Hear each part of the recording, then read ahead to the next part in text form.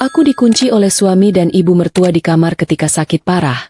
Mereka pikir aku akan mati dalam 3 hari dan mereka akan menguasai seluruh hartaku. Tapi siapa sangka, 3 hari kemudian semua berubah.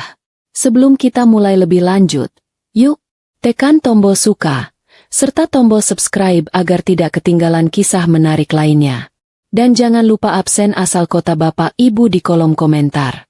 Semoga rezeki kita semua dilancarkan, kesehatan kita diberkahi, dan keluarga kita selalu harmonis dalam lindungannya. Amin.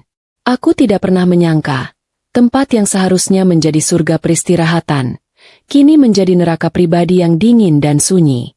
Namaku Maya, dan aku terbaring lemah di kamar utama villa mewah yang dibangun orang tuaku di pinggir danau. Villa ini, dengan pemandangan air yang tenang dan pepohonan rimbun, selalu menjadi tempat favoritku untuk mencari kedamaian. Sekarang, kedamaian itu digantikan oleh rasa sakit yang menusuk dan kelelahan yang tak tertahankan. Penyakit ini datang tanpa diundang, menyerangku dengan ganas dalam hitungan minggu. Awalnya hanya pusing biasa, lalu berubah menjadi kelemahan total. Tubuhku terasa berat, lumpuh, seolah ada beban tak terlihat yang menimpa setiap sendi dan otot. Menggerakkan jari pun butuh perjuangan yang luar biasa. Seakan aku harus mengerahkan seluruh sisa energiku hanya untuk berkedip. Beberapa jam lalu, drama mengerikan baru saja terjadi di kamar ini. Bima, suamiku, membawa masuk seorang pria yang ia sebut dokter pribadi. Dokter itu asing, tidak pernah aku lihat sebelumnya, dan tatapannya dingin, hampir tidak ada empati. Aku yang lemah hanya bisa melihat. Pandanganku sering kabur dan napasku terasa berat. Aku melihat mata dokter itu berkali-kali melirik ke arah Bima, seolah meminta persetujuan atas setiap kata yang akan dia ucapkan. Vonisnya cepat, kejam, dan disampaikan di luar pintu, tetapi setiap kata menusuk telingaku yang masih berfungsi normal. Dokter itu bilang, kondisinya sangat lemah, sistem sarafnya menurun drastis. Sebaiknya keluarga bersiap untuk kemungkinan terburuk. Aku ingin berteriak, ingin memukul, ingin memberitahu dunia bahwa aku masih di sini. Aku mendengarnya. Tapi suaraku hanya tertahan di tenggorokan, menjadi desahan yang menyedihkan. Tepat setelah dokter palsu itu pergi, topeng duka yang dipakai Bima dan Ibu Mirna langsung tanggal. Dari balik pintu yang sedikit terbuka, aku mendengar suara mereka. Suara Bima, suamiku, yang seharusnya mencintaiku, dan suara Ibu Mirna, ibu mertuaku, yang seharusnya menyayangiku. Tapi yang aku dengar bukanlah nada duka, melainkan tawa kecil yang ditahan, kekahan lega yang sangat memuakan. Akhirnya, Bu, sebentar lagi semuanya selesai. Bisik Bima, suaranya terdengar bahagia, sangat bahagia, seolah dia baru saja memenangkan undian. Aku mendengar Ibu Mirna menjawab dengan nada sinis. Sabar, Bima. Jangan terburu-buru. Kita harus terlihat berduka. Dokter itu sudah memastikan, racunnya bekerja sempurna. Tidak akan ada yang curiga. Semua akan mengira dia meninggal karena komplikasi penyakit. Jantungku serasa berhenti. Darahku mendidih. Semua kecurigaan, semua rasa tidak enak yang aku rasakan selama beberapa minggu terakhir, ternyata benar. Teh herbal khusus yang selalu Ibu Mirna paksakan agar aku minum setiap pagi, dengan alasan untuk memulihkan tenagaku, pasti adalah sumber dari kelumpuhan ini. Rasa pahit yang selalu disamarkan dengan madu itu, ternyata adalah racun yang bekerja lambat. Mereka meracuniku, perlahan-lahan, membuatku terlihat sakit secara alami. Mereka merencanakan kematianku. Pintu kamar berderi terbuka, dan Bima masuk dengan wajah yang sudah kembali memasang ekspresi sedih palsu. Matanya menatapku, tapi itu bukan tatapan cinta. Itu adalah tatapan menjijikan yang melihatku sebagai sebuah objek, sebuah hambatan terakhir yang harus disingkirkan dari jalannya menuju harta. Sayang, kamu harus banyak istirahat, jangan banyak pikiran, katanya dengan suara lembut yang kini terdengar mengerikan di telingaku. Bima berjalan ke meja nakas. Tempat ponselku tergeletak. Aku mengerang, mencoba menggeleng, mencoba berteriak agar dia tidak mengambilnya. Itu adalah satu-satunya penghubungku dengan dunia luar. Satu-satunya harapanku untuk minta tolong. SSSST, tenang, kata Bima. Tangannya terulur mengambil ponsel itu. Biar kamu istirahat total ya. Tidak ada yang akan mengganggumu. Tidak perlu telepon siapa-siapa. Aku mencoba mengangkat tangan, meraih, tapi lenganku hanya bergetar lemah di atas kasur. Aku melihat Bima memasukkan ponselku ke dalam sakunya dengan senyum tipis yang penuh kemenangan. Ibu Mirna muncul di ambang pintu. Senyumnya sama tipis dan kejamnya. Benar, Maya. Kamu harus tenang. Kami akan menjagamu. Kata, menjagamu. Itu terdengar seperti ancaman mati. Ibu Mirna berjalan ke telepon kamar yang ada di sudut ruangan dan, tanpa ragu sedikit pun, ia mencabut kabelnya dari dinding. Aku memejamkan mata. Air mata mulai menggenang. Ini bukan lagi firasat. Ini adalah kenyataan yang pahit. Mereka akan membiarkanku mati di sini. Selamat istirahat, Maya, kata Ibu Mirna. Nadanya datar, tanpa emosi. Bima berbalik, menghindari tatapan mataku yang penuh permohonan, dan berjalan keluar. Ibu Mirna mengikutinya. Pintu kamar ditutup pelan, lalu terdengar suara paling mematikan yang pernah aku dengar. Suara kunci diputar dari luar. Klik. Suara kunci itu menggema di ruangan sunyi, menghantam kesadaranku seperti palu godam. Aku terkunci. Aku sendirian. Aku sakit parah, tanpa alat komunikasi. Aku menatap langit-langit kamarku. Kamar yang aku dekorasi sendiri dengan uang warisan. Rumah yang aku beli dengan kerja kerasku. Semua yang aku miliki, yang seharusnya menjadi pelindungku, kini menjadi makam yang disiapkan oleh suamiku sendiri. Di luar, aku bisa mendengar langkah kaki mereka menjauh, menuruni tangga. Lalu samar-samar, aku mendengar suara televisi dinyalakan di lantai bawah, diselingi obrolan ringan dan tawa. Mereka sedang merayakan. Mereka merayakan kematianku yang sedang berjalan lambat. Ketakutan yang luar biasa menjalari tubuhku, lebih dingin daripada kelumpuhan yang aku rasakan. Mereka tidak hanya menginginkan hartaku, mereka menginginkan nyawaku. Ibu Mirna sudah lama mengincar perusahaan peninggalan ayah. Bima, yang terlilit utang karena gaya hidupnya yang foya-foya dan judi online, melihat ini sebagai jalan keluar termudah. Aku memejamkan mata, membiarkan air mata lolos, mengalir panas di pelipis. Aku tidak bisa mati seperti ini. Aku tidak boleh kalah oleh rencana busuk mereka. Tiba-tiba, ingatanku melayang pada ayah. Pada pesan terakhir sebelum beliau meninggal. Maya, harta kita besar, dan di mana ada harta besar, di situ ada bahaya besar. Jangan pernah percaya siapapun sepenuhnya, bahkan orang yang tidur di sampingmu. Dulu aku menganggap ayah berlebihan, kini kata-kata itu menjadi peringatan yang menusuk. Aku teringat sesuatu. Sebuah kotak kayu kecil. Sebuah rahasia antara aku dan ayah. Sebuah harapan. Tapi kotak itu ada di dalam lemari pakaian, di laci paling bawah. Jarak dari tempat tidur ke lemari terasa seperti puluhan kilometer bagi tubuhku yang lumpuh. Aku menarik napas dalam-dalam, mencoba mengumpulkan sisa-sisa kekuatan yang aku miliki. Aku tidak akan menyerah. Mereka salah besar jika mengira ini adalah akhir bagiku. Aku akan berjuang. Aku harus bergerak. Sekarang juga. Tawa Bima dan Ibu Mirna yang sinis dari lantai bawah memompa adrenalin ke tubuhku. Aku mulai menggoyangkan bahuku, sedikit demi sedikit, senti demi senti menuju tepi ranjang. Prosesnya menyakitkan. Setiap gerakan kecil terasa seperti menarik ototku hingga putus. Tapi aku harus berhasil. Aku harus bertahan. Hanya ada aku dan Tuhan di sini. Dan di luar sana, ada anakku, Arka. Aku memaksa diriku bergerak. Perutku terasa melilit menahan kehausan dan kelaparan. Tapi di atas semua rasa sakit fisik itu, ada rasa sakit hati yang membuatku lebih kuat. Pengkhianatan Damar dan Ibu Mirna adalah energi gelap yang aku butuhkan untuk melawan. Mereka akan membayar mahal untuk ini. Setelah perjuangan yang terasa seperti berjam-jam, tubuhku akhirnya sampai di tepi kasur. Aku tidak punya pilihan. Aku harus jatuh. Dengan satu dorongan putus asa, aku menjatuhkan diriku ke lantai. Tubuhku menghantam karpet tebal dengan bunyi gedebuk pelan, namun keras sekali di telingaku yang sunyi. Aku terdiam, menahan napas. Jantungku berdebar kencang. Apakah mereka mendengarnya? Aku menunggu. Lalu, langkah kaki terdengar di luar pintu.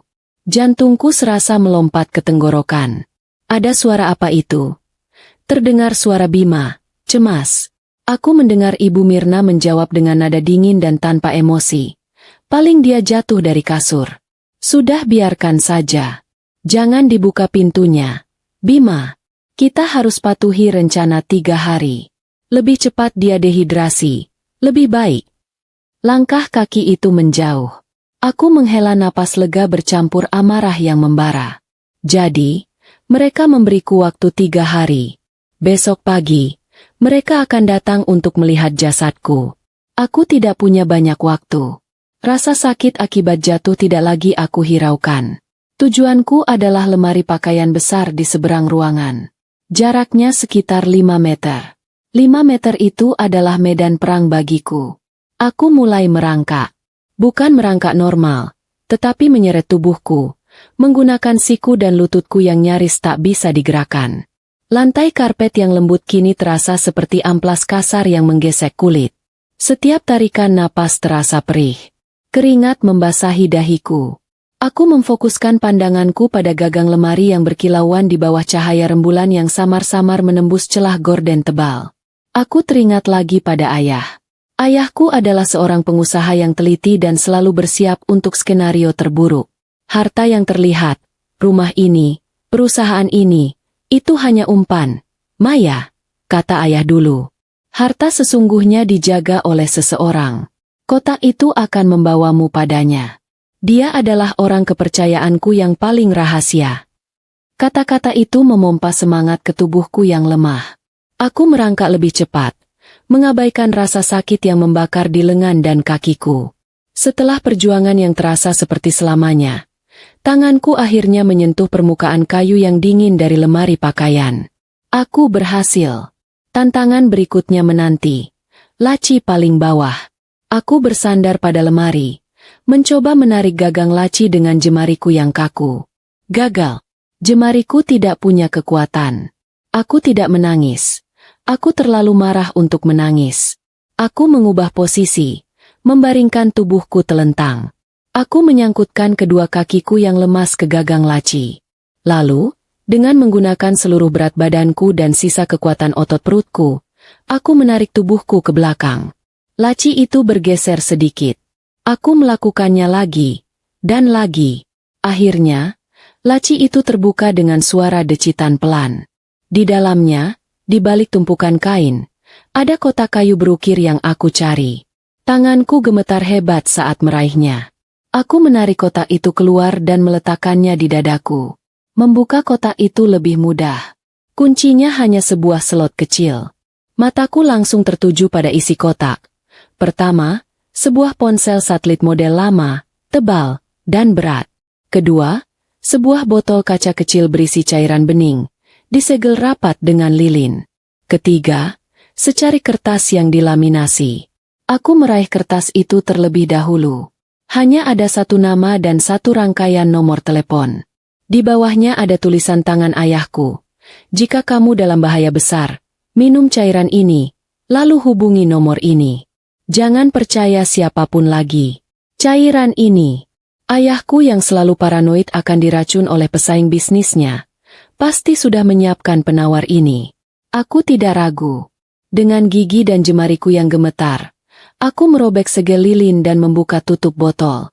Baunya menyengat, tapi aku tidak peduli. Aku menenggak seluruh isinya dalam satu kali tegukan. Rasanya seperti api membakar tenggorokanku, turun ke perutku. Tubuhku langsung bereaksi. Perutku mual hebat, kepalaku pusing berputar. Aku kejang ringan di lantai, menahan erangan agar tidak terdengar keluar. Ini adalah proses detoksifikasi yang menyakitkan. Racun di tubuhku sedang dilawan. Aku memejamkan mata, membiarkan obat itu bekerja, memfokuskan pikiranku untuk bertahan. Beberapa menit kemudian, rasa mual itu mereda. Aku masih lumpuh, tapi kabut di otakku terasa sedikit terangkat. Aku merasakan sensasi baru. Rasa geli samar di ujung jari tangan dan kakiku. Itu berhasil. Penawarnya bekerja. Sekarang, bagian kedua. Aku meraih ponsel satelit. Benda itu terasa berat di tanganku yang lemah. Aku menekan tombol daya. Layar monokrom itu menyala dengan cahaya hijau redup. Jantungku berdebar. 1 bar sinyal, dan 1 bar baterai. Baterainya hampir habis. Aku harus cepat. Dengan jari telunjukku yang masih kaku dan gemetar, aku menekan satu persatu angka di kertas itu. Setiap tekanan tombol terasa seperti mengangkat beban berat. Selesai. Aku menekan tombol panggil. Aku menempelkan ponsel itu ke telingaku. Sini. Lalu aku mendengarnya. Bunyi dering. 1 kali, 2 kali, 3 kali. Jantungku berdebar sangat kencang. Ayolah, angkat. Siapapun. Tepat saat aku hampir putus asa, dering itu berhenti. Terdengar suara klik. Lalu suara berat, tenang, dan penuh otoritas menjawab dari seberang. Aku sudah menunggu panggilan ini, Maya. Suara itu terdengar begitu nyata, begitu berwibawa. Air mata yang sejak tadi aku tahan, kini tumpah. Bukan air mata ketakutan, melainkan air mata kelegaan yang luar biasa. Suara berat dan tenang di seberang saluran itu adalah suara pamanku, Sastra. Ia adalah orang kepercayaan ayah, sang penjaga yang selama ini aku kira hanyalah mitos. Paman, bisikku. Suaraku serak dan pecah karena dehidrasi dan sisa-sisa kelumpuhan di tenggorokan. Aku Maya. Paman, tolong aku. Kata-kata itu keluar dengan susah payah. Aku tahu baterai ponsel satelit ini sudah berkedip merah. Aku tahu siapa kamu. Maya.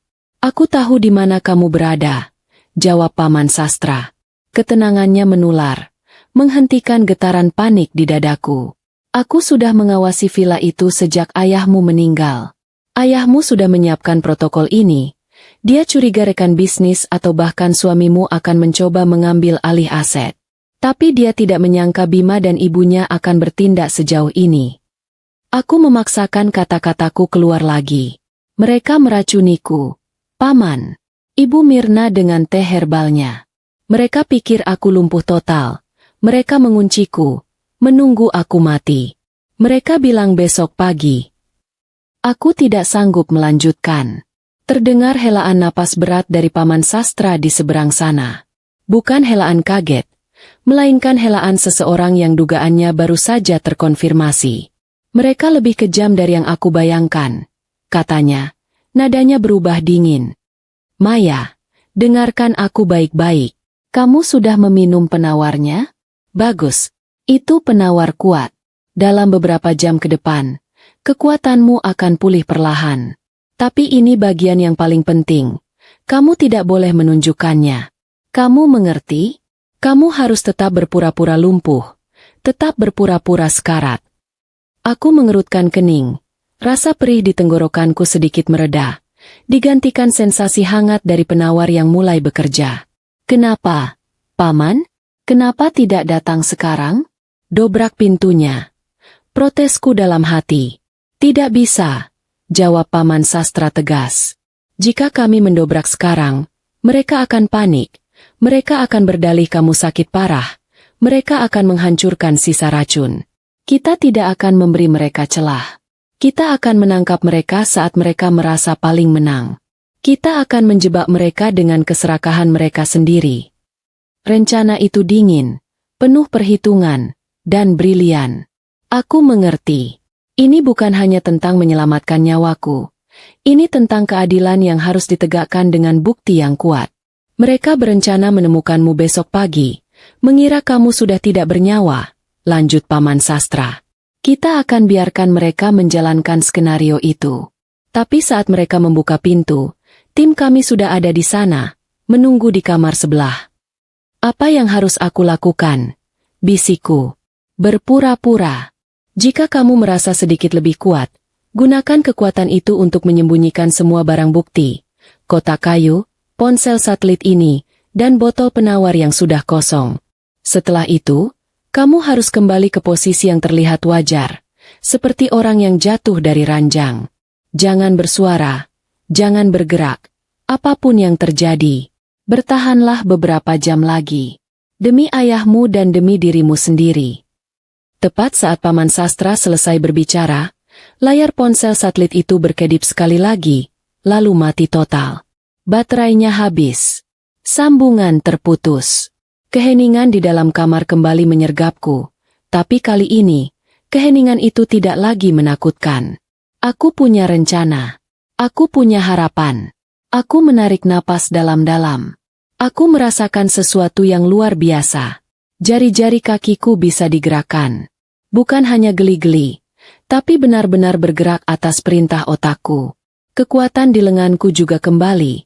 Meski masih lemah, penawar itu bekerja lebih cepat dari dugaanku. Aku melihat ke sekeliling kamar yang temaram. Kotak kayu, ponsel, botol kosong. Aku harus menyembunyikannya. Aku mulai merangkak lagi. Kali ini gerakanku lebih terkoordinasi. Aku tidak lagi menyeret tubuh, tetapi merangkak pelan. Aku berhasil mencapai kolong lemari pakaian yang berat dan menyelipkan kotak kayu, ponsel, dan botol kosong itu jauh ke dalam debu dan kegelapan di sana. Tidak ada yang akan mencarinya. Tugasku selesai. Sekarang, bagian tersulit, acting.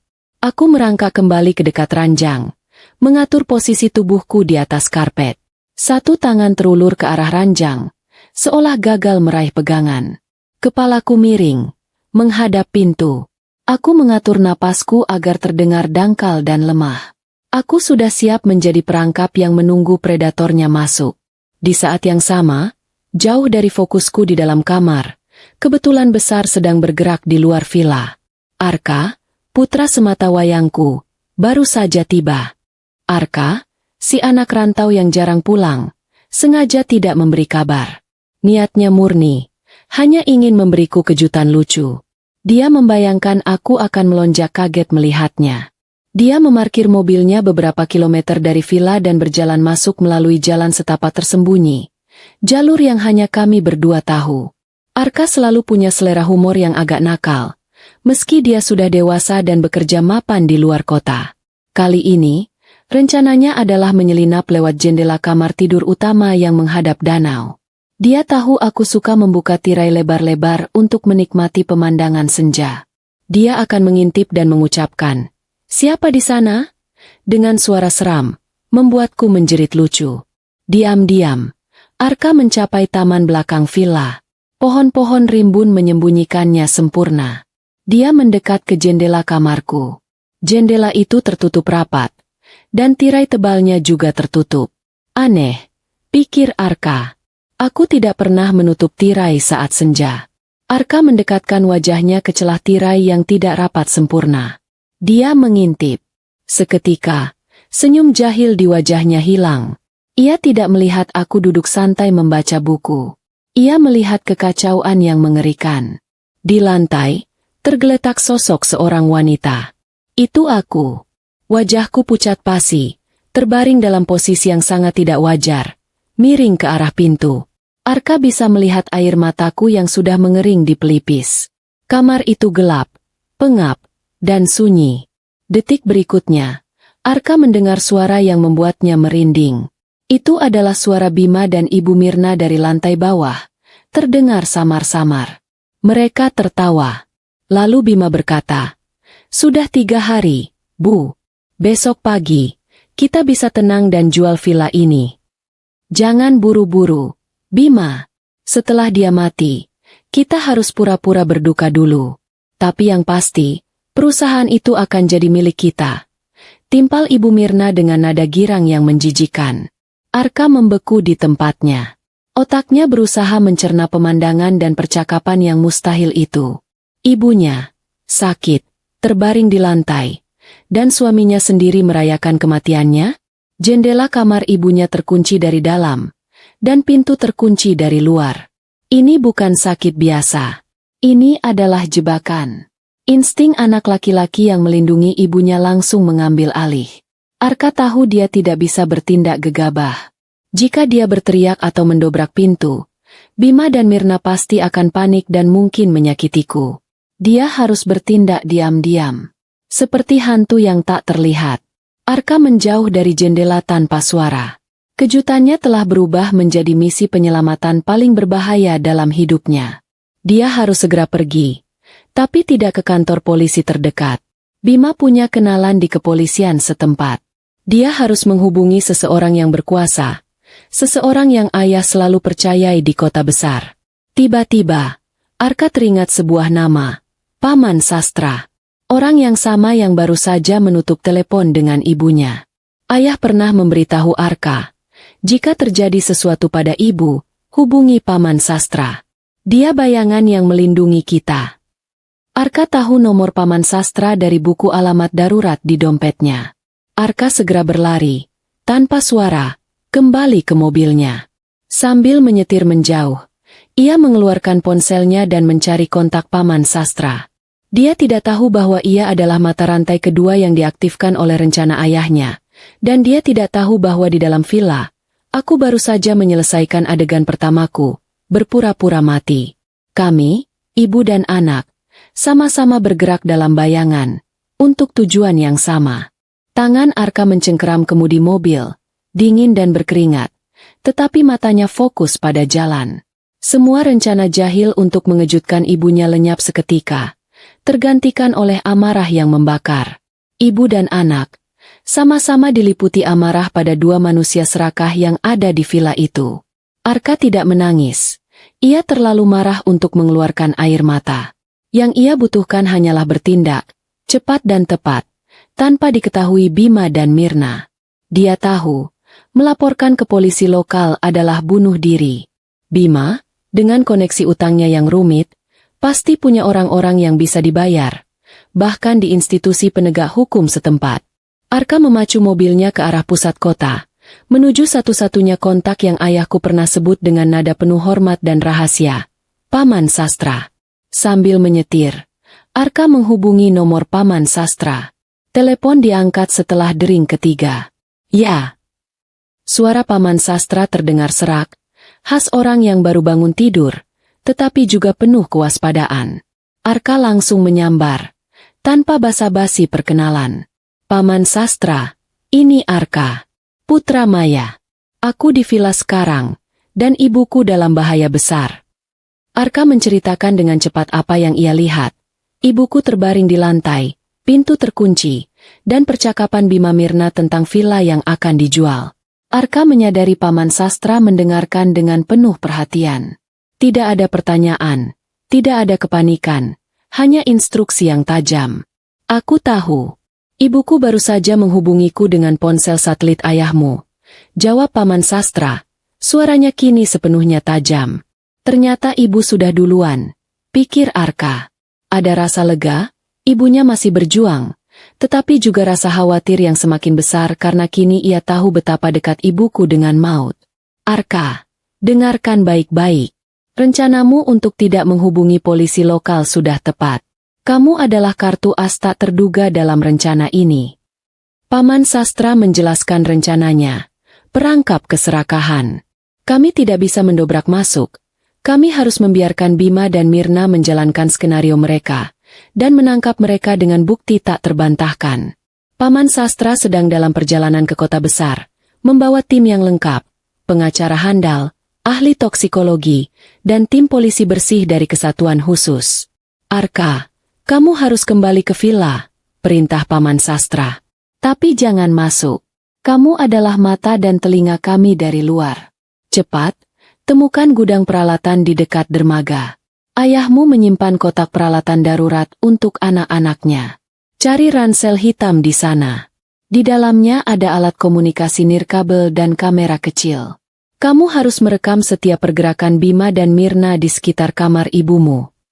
Arka merasakan darahnya berdesir karena adrenalin. Ia tidak pernah menyangka kepulangannya akan berubah menjadi misi spionase seperti ini. Dia mengangguk. Lalu teringat satu hal yang ayah selalu lakukan di villa ini. Paman, aku ingat ayah pernah bilang, ada saluran ventilasi tua di atas loteng kamar ibu, terhubung ke gudang. Itu bisa jadi jalur senyap. Terdengar tarikan napas pendek dari Paman Sastra. Hebat, Arka. Itu jalur yang kami cari. Gunakan itu. Tapi jangan pernah, aku ulangi, jangan pernah masuk ke dalam kamar. Tugasmu hanya merekam dan menunggu sinyal dariku. Ingat, kamu harus tetap jadi hantu. Bima dan Mirna tidak boleh tahu kamu pulang. Arka segera memutar balik mobilnya, menuju villa lagi. Rasa cemas dan tugas berat berpadu, membuatnya merasa seperti pahlawan film aksi yang tiba-tiba. Yah, setidaknya ini lebih seru daripada laporan keuangan kantor, pikirnya, mencoba memecah ketegangan yang menyesakan. Sedikit humor dalam situasi genting adalah pertahanan terbaik seorang anak muda. Sementara Arka berbalik arah, Paman Sastra tidak membuang waktu sedetik pun. Teleponnya beralih ke saluran aman yang terhubung dengan timnya, yang terdiri dari orang-orang kepercayaan yang setia kepada ayahku. Paman Sastra, seorang pria paruh baya yang tenang dan berwibawa, bukanlah sekadar kerabat. Ia adalah mantan kepala keamanan yang dilatih militer, sosok yang selalu bekerja dalam bayangan. Status saat ini, Maya sudah meminum penawar. Ada sinyal dari Arka, dia adalah saksi mata di lokasi, kata Paman Sastra kepada timnya yang berada di dalam van hitam yang melaju cepat. Di sebelahnya duduk Pak Hardi, pengacara paling ditakuti, dan Dr. Karina, seorang ahli toksikologi forensik independen. Dr. Karina segera menunjuk ke monitor yang menampilkan analisis data dari villa. Penawar yang digunakan ayahmu itu adalah formula yang sangat agresif. Efek sampingnya parah, kejang, mual, tapi akan bekerja cepat. Dalam waktu 6 jam, Maya akan mendapatkan kembali 70% kekuatan motoriknya. Dia harus tetap berakting, itu bagian paling sulitnya. Pak Hardi, si pengacara berwajah dingin, hanya memegang map tebal bersampul merah. Fokus kita bukan hanya pada penangkapan, Sastra, tapi pada warisan. Wasiatnya sangat jelas. Jika Maya meninggal karena tindak kejahatan yang dilakukan oleh suami atau keluarga suami, Damar dan seluruh garis keturunannya dicabut hak warisnya secara permanen. Pengakuan mereka adalah kunci agar harta yang 90% itu tidak jatuh ke tangan mereka, dan malah dialihkan ke yayasan amal yang didirikan ayahmu. Jadi, mereka tidak akan dapat apa-apa, bahkan jika mereka berhasil membunuhku. Paman Sastra berbisik, membenarkan dugaanku. Keserakahan mereka membuat mereka buta. Mereka pikir mereka memburu harta karun, padahal mereka berjalan menuju jurang. Paman Sastra kemudian menghubungi Komisaris Guntur, perwira tinggi kepolisian yang benar-benar bersih dan loyal pada kebenaran. Guntur, aku butuh tim yang sangat senyap. Kita akan masuk melalui saluran ventilasi yang tersembunyi. Kita akan menunggu di kamar mandi walk-in di kamar sebelah. Arka akan mengamankan jalur masuk dari gudang. Rencana itu dirancang dalam hitungan menit. Presisi seperti operasi militer. Mereka tidak akan memberi kesempatan pada Bima dan Mirna. Paman Sastra tahu, yang dibutuhkan sekarang hanyalah waktu, dan kehati-hatian agar tidak ada langkah yang salah. Di villa, Arka menyelinap menuju gudang peralatan di dermaga. Gudang itu kecil, lembab, dan penuh dengan bau ket dan bahan bakar perahu. Di sudut, di bawah tumpukan jaring ikan, Arka menemukan ransel hitam yang dimaksud Paman Sastra. Di dalamnya, alat komunikasi nirkabel, mirip walkie-talkie versi mini, dan sebuah kamera kecil dengan sensor gerakan. Kamera itu akan ia pasang di celah ventilasi di loteng, persis di atas tempat tidurku. Itu adalah jalur udara yang dibangun ayahku untuk sirkulasi kamar, yang hanya bisa diakses dari loteng. Ayah selalu paranoid soal mata-mata dan penyadap. Siapa sangka paranoia itu kini menyelamatkan nyawaku. Baiklah, misi spionase kita mulai. Bisik Arka pada dirinya sendiri, menarik napas. Ia menemukan tangga kayu lipat dan mulai memanjat ke loteng, bergerak seperti ninja. Debu tebal, sarang laba-laba, dan udara panas menyerangnya. Tapi ia tak peduli. Di lantai bawah, di ruang tamu yang mewah, Bima dan Ibu Mirna sedang merayakan kemenangan mereka yang belum terwujud. Mereka sibuk dengan dokumen, memalsukan tanda tangan, dan menyusun strategi untuk mencairkan aset setelah kematian yang mereka harapkan. Lihat ini, Bima, kata Ibu Mirna, mengibaskan selembar kertas. Begitu surat kematian keluar, kita bisa langsung mencairkannya sebelum bank sempat membekukan aset. Wajahnya berseri-seri, tapi matanya dipenuhi nafsu. Bima tampak gelisah. Ia meraih ponselku yang tergeletak di meja. Dia tahu kata sandinya. Dia pernah mengintipku membukanya. Dia membuka riwayat pencarian internetku. Matanya terbelalak. Ibu, celaka. Lihat ini. Dia curiga. Dia mencari gejala keracunan herbal. Ibu mertua membenciku. Cara kerja racun pelan. Ibu Mirna merebut ponsel itu, membacanya, lalu tertawa pelan. Tawa yang kering dan mengerikan. Bodoh. Kamu panik karena hal sekecil ini? Justru ini bagus. Bima, jika polisi menemukannya, kita bisa bilang dia depresi berat karena penyakitnya. Dia menjadi paranoid. Menuduh kita yang bukan-bukan.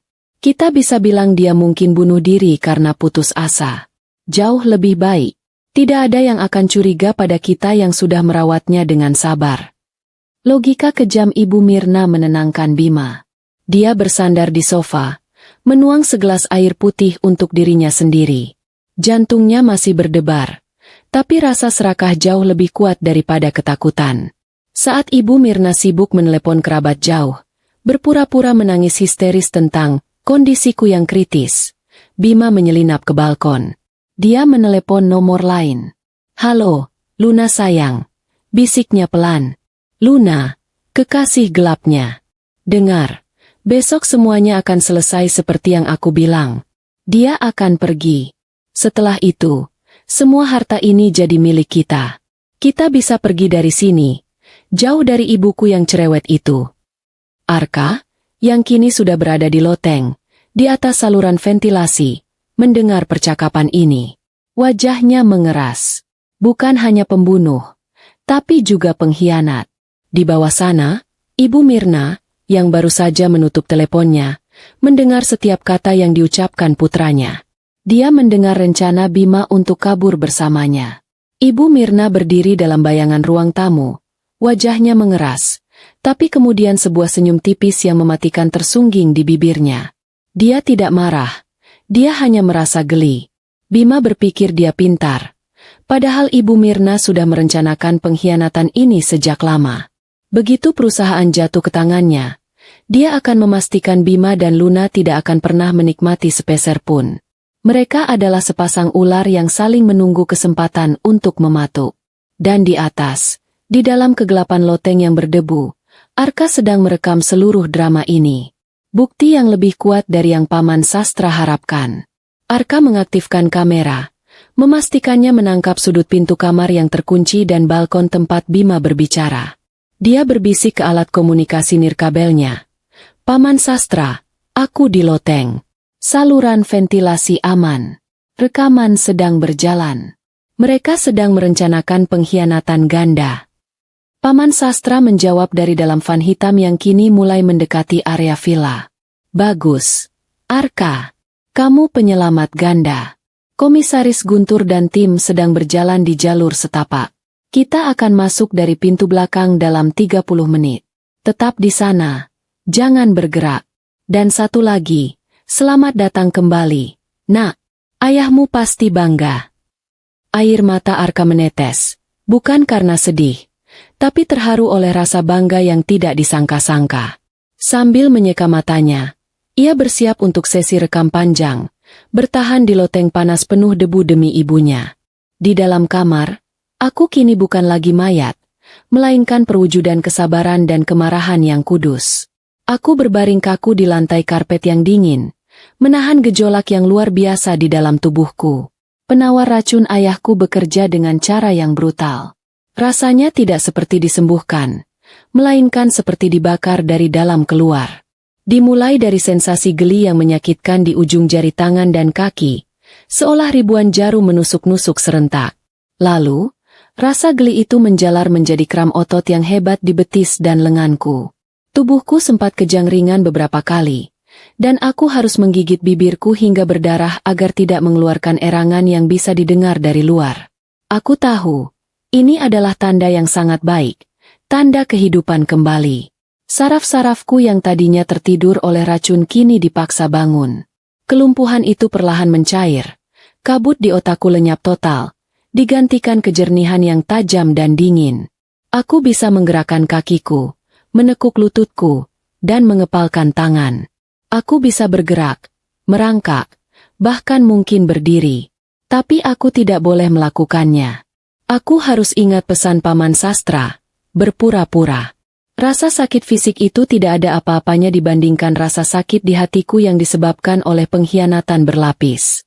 Setelah ponsel satelit mati, aku berbaring dalam kegelapan dan aku mendengarkan. Keheningan malam selalu membawa suara-suara yang tak terdengar di siang hari. Pertama, aku mendengar suara Ibu Mirna di lantai bawah. Suaranya diubah menjadi sedih dan penuh isak tangis palsu. "Iya, Tante, kondisinya kritis sekali. Dokter sudah angkat tangan, tolong doakan saja yang terbaik untuk Maya, ya."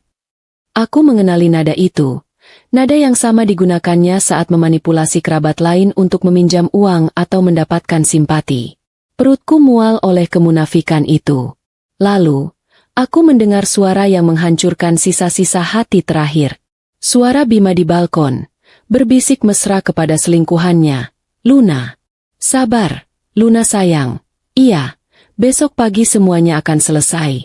Aku janji, kita akan berlibur keliling Eropa. Semua hartanya akan jadi milik kita." Tentu saja, kalung berlian peninggalan neneknya itu, aku akan mengambilnya dari lehernya besok pagi, biar terlihat alami. Lanjut Bima. "Itu akan terlihat jauh lebih indah di lehermu, sayang." Kalung itu, kalung yang diberikan oleh almarhumah ibuku, peninggalan nenek buyutku. Benda yang aku pakai di hari pernikahan kami. Bima tidak hanya ingin membunuhku. Dia ingin merampok kenangan paling berharga dariku untuk diberikan kepada wanita simpanannya. Rasa sakit di hatiku berubah menjadi sesuatu yang lain. Kemarahan murni. Kemarahan ini membakar sisa-sisa kesedihanku, menyisakan tekad baja. Aku tidak akan mati. Aku tidak akan membiarkan mereka menang. Aku tahu Bima tidak menyadari, ketika dia berbisik mesra tentang Luna, Ibu Mirna juga mendengarnya. Aku mendengar decit pelan pintu kamar Mirna yang seharusnya tertutup. Dua ular yang saling menunggu untuk saling mematuk. Batinku getir. Mereka pantas mendapatkan satu sama lain. Kekuatan fisikku mulai kembali, dan aku menguji batasannya dalam diam. Aku mengepalkan tanganku. Jari-jariku patuh. Aku menekuk lutut. Kakiku merespons, meski lemah dan gemetar. Aku bisa bergerak. Tapi aku harus tetap berakting. Maka, aku menggunakan sisa malam itu untuk berlatih berakting menjadi mayat. Aku berbaring di lantai dalam posisi yang sama seperti saat aku jatuh. Tangan terulur ke arah ranjang. Aku melatih napasku, membuatnya dangkal, hampir tak terlihat, meniru ritme orang yang sudah koma. Rasa haus dan lapar menyiksaku. Tenggorokanku kering seperti gurun, perutku melilit perih. Tapi bayangan wajah Bima yang menyerahkan kalung nenekku kepada Luna memberiku minum. Aku akan bertahan. Di atas loteng, malam panjang juga menjadi medan pertempuran bagi Arka. Udara di loteng pengap dan panas, dipenuhi debu dan sarang laba-laba. Setiap gerakan harus dilakukan super senyap agar tidak ada suara krek yang terdengar di kamar di bawahnya. Arka menyandarkan punggungnya ke dinding kayu. Berhati-hati agar kamera yang ia pasang di saluran ventilasi tidak bergeser. Melalui walkie-talkie nirkabel, ia bisa mendengar dengan jelas percakapan Bima dan Mirna di lantai bawah. Ia mendengar tangisan palsu Mirna, dan ia mendengar pengkhianatan ganda Bima. Aku bersumpah, jika aku keluar dari sini, aku akan memastikan mereka tidak akan melihat cahaya matahari lagi, bisik Arka pada alat komunikasinya. Rekaman ini akan menghancurkan mereka. Kedua-duanya. Bagus. Nak, dendam itu api yang bagus. Asalkan kamu bisa mengendalikannya. Jawab Paman Sastra dari Van di luar. Kami sudah bergerak. Tim Alpha sudah melumpuhkan sistem keamanan CCTV dari jarak jauh. Di monitor Bima, semua terlihat normal. Kami hanya tinggal menunggu fajar. Arka merasakan kantuk menyerang hebat. Tetapi ia menampar pipinya pelan. Tidak boleh tidur. Ini jam-jam kritis. Untuk memecah ketegangan, Arka teringat sebuah cerita konyol. "Paman," panggil Arka dengan nada sedikit geli. "Dulu, ayah pernah memberiku hukuman karena aku menyelinap masuk ke kamar ibu lewat jendela ini.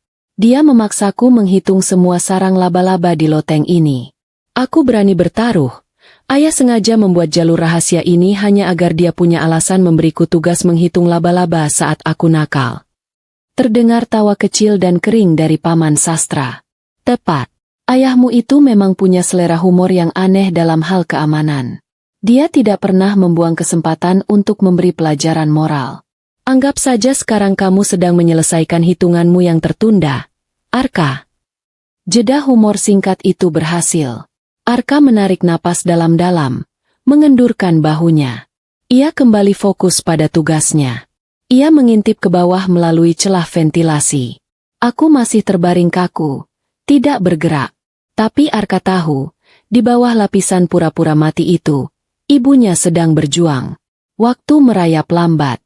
Arka melihat secercah cahaya abu-abu pertama menyusup dari atap loteng. Pagi akan segera tiba. Ia mendengar suara aktivitas dari kamar Ibu Mirna di lantai bawah. Suara alarm, air keran. Lalu langkah kaki Mirna menuju kamar Bima. "Bima, bangun." Suara Ibu Mirna terdengar jelas dan penuh antisipasi. "Sudah pagi. Waktunya kita berduka." Jantung Arka berdebar kencang. Inilah saatnya. Ia menempelkan alat komunikasinya ke telinga, sementara jari-jarinya siap merekam setiap detik adegan yang akan terjadi. "Paman Sastra, mereka sudah bangun." Mereka bergerak ke arah pintu kamar ibu. Bisik Arka, suaranya tegang. "Aku tahu, Nak. Kami di posisi. Ingat, tetap jadi hantu. Jangan bergerak sampai kamu mendengar perintah. Perangkap sudah siap. Umpan ada di dalam, dan para predatornya kini berjalan lurus ke arahnya," jawab Paman Sastra. Nada suaranya dingin dan penuh perhitungan, seperti baja. Langit di luar kamar yang tertutup gorden tebal telah berubah dari hitam pekat menjadi biru kelam. Fajar telah menyingsing, membawa serta hari perhitungan yang ditunggu-tunggu oleh semua pihak. Aku berbaring kaku, merasakan dinginnya lantai. Seluruh indraku menajam. Di lantai bawah, di dalam kegelapan pengap loteng, dan di luar villa yang sunyi, semua orang bersiap. Di luar pintu kamarku, keheningan terasa berat, syarat dengan antisipasi yang mencekik. Aku bisa mendengar napas Bima dan Ibu Mirna yang tertahan. Ibu Mirna berdiri tegak, jubah tidurnya yang mahal terpasang rapi.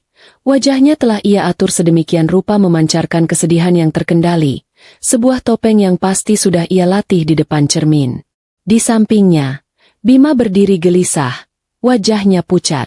Bukan karena duka, melainkan karena campuran kegirangan, rasa takut ketahuan, dan rasa mual yang samar membayangkan apa yang akan mereka temukan di dalam. "Sudah siap?" desis Ibu Mirna pelan. Suaranya seperti ular di pagi yang dingin. 3 hari tanpa air dengan kondisi seperti itu, mustahil dia bertahan. "Sekarang, ingat rencananya. Kamu yang buka pintunya. Kamu yang harus terdengar hancur saat melihatnya. Kamu harus jatuh berlutut, menangis. Mengerti?" Bima mengangguk kaku. Pikirannya melayang sesaat kepada Luna, kebebasan, uang, liburan keliling Eropa. Semua itu hanya terhalang oleh satu pintu kayu di depannya. Dia merogoh sakunya, mengeluarkan kunci kamarku. Besi itu terasa dingin di telapak tangannya yang berkeringat. "Cepat, Bima. Jangan seperti pengecut," tegur Ibu Mirna, tersengat oleh penghinaan ibunya. Bima memasukkan kunci ke lubang kunci. Suara logam bertemu logam terdengar sangat keras di lorong yang sunyi. Dia memutarnya. Klik! Suara baut kunci yang terbuka terdengar seperti vonis mati. Bima mendorong pintu itu perlahan. Pintu berderit pelan, membuka celah ke dalam kegelapan kamarku. Udara pengap dan sedikit asam langsung menerpa wajah mereka. Bau orang sakit yang terkurung. Ibu Mirna menutup hidungnya sedikit dengan sapu tangan. Ekspresi jijik melintas sesaat di wajahnya sebelum ia menggantinya lagi dengan ekspresi duka. "Maya, sayang?" panggil Bima. Suaranya ia buat bergetar. Dia mendorong pintu lebih lebar. Kamar itu remang-remang. Gorden tebal masih tertutup rapat. Hanya menyisakan sedikit cahaya fajar yang menyusup. Mata mereka butuh beberapa detik untuk menyesuaikan diri.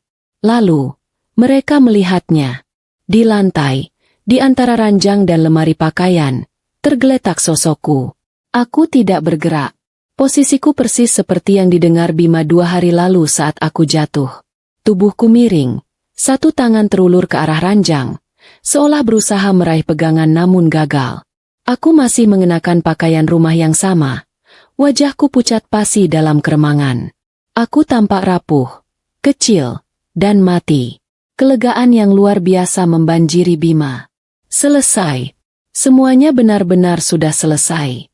Rencana ibunya berhasil sempurna. Ya Tuhan, bisik Bima. Kali ini getaran di suaranya lebih nyata. Bukan duka, melainkan kegirangan tak terkendali.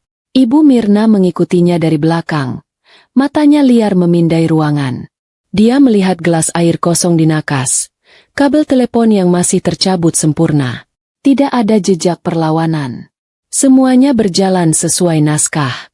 Dia berjalan mendekati sosokku. Tatapannya dingin dan penuh perhitungan. Dia ingin memastikan sendiri. Bima, cek dia. Perintah Ibu Mirna pelan. Pastikan dia sudah dingin. Ini adalah bisnis. Bima berjongkok di samping tubuhku. Ada bagian kecil dari dirinya yang merasa ngeri untuk menyentuh apa yang telah ia lakukan. Tetapi rasa serakah lebih mendominasi. Dia tidak bergerak. Bu. Sentuh dia. Pastikan dia sudah dingin. Desis Ibu Mirna. Tidak sabar. Dia harus yakin 100% sebelum dia memulai panggilan telepon histerisnya. Bima mengulurkan tangannya yang gemetar. Dia melihat wajahku. Mataku terpejam sempurna. Bibirku sedikit terbuka, kering dan pecah-pecah. Aku terlihat damai, yang entah kenapa membuat Bima semakin marah. Aku seharusnya terlihat menderita. Maya, panggilnya lagi, lebih pelan. Jari telunjuknya terulur. Bergerak dalam gerakan lambat yang menyiksa menuju ke bahuku. Dia hanya perlu satu sentuhan. Satu sentuhan untuk mengkonfirmasi kemenangannya. Satu sentuhan untuk memulai hidup barunya dengan uang warisanku. Ibu Mirna menahan napas di belakangnya. Di luar, seekor burung berkicau, menandakan pagi telah tiba. Jari Bima hanya berjarak 1 sentimeter dari bahuku. Dia bisa merasakan dingin yang terpancar dari tubuhku. Inilah akhir dari Maya. Inilah awal dari kejayaan mereka. Tepat saat ujung jari Bima yang gemetar menyentuh kain di bahuku, 2 hal terjadi secara bersamaan. Hal pertama, tubuh yang seharusnya kaku dan dingin itu bergerak. Tidak, tubuhku tidak bergerak. Mata yang seharusnya terpejam selamanya itu tiba-tiba terbuka. Mataku terbelalak, menatap lurus ke mata suamiku. Bima tidak berteriak. Dia menjerit. Jeritan tertahan yang penuh kengerian murni, seolah jiwanya ditarik paksa keluar dari tubuhnya. Dia terhuyung mundur, jatuh terduduk di lantai, kedua tangannya terangkat di depan wajahnya, berusaha menghalau pemandangan itu. Tidak, tidak. Hal kedua, pada saat yang bersamaan, lampu kamar yang tadinya mati tiba-tiba menyala benderang. Klik!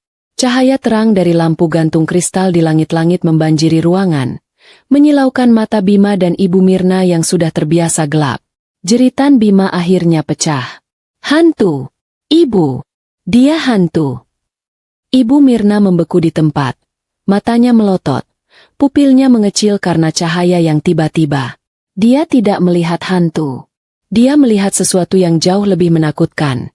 Aku, dengan gerakan yang pelan namun pasti, mendorong tubuhku. Wanita yang seharusnya lumpuh dan mati itu kini duduk bersila di lantai. Wajahku pucat, bibirku kering, tapi mataku menyala-nyala dengan kemarahan yang dingin. Aku hidup, aku sadar, dan aku sedang menatap mereka. Selamat pagi, Ibu Mirna, Bima.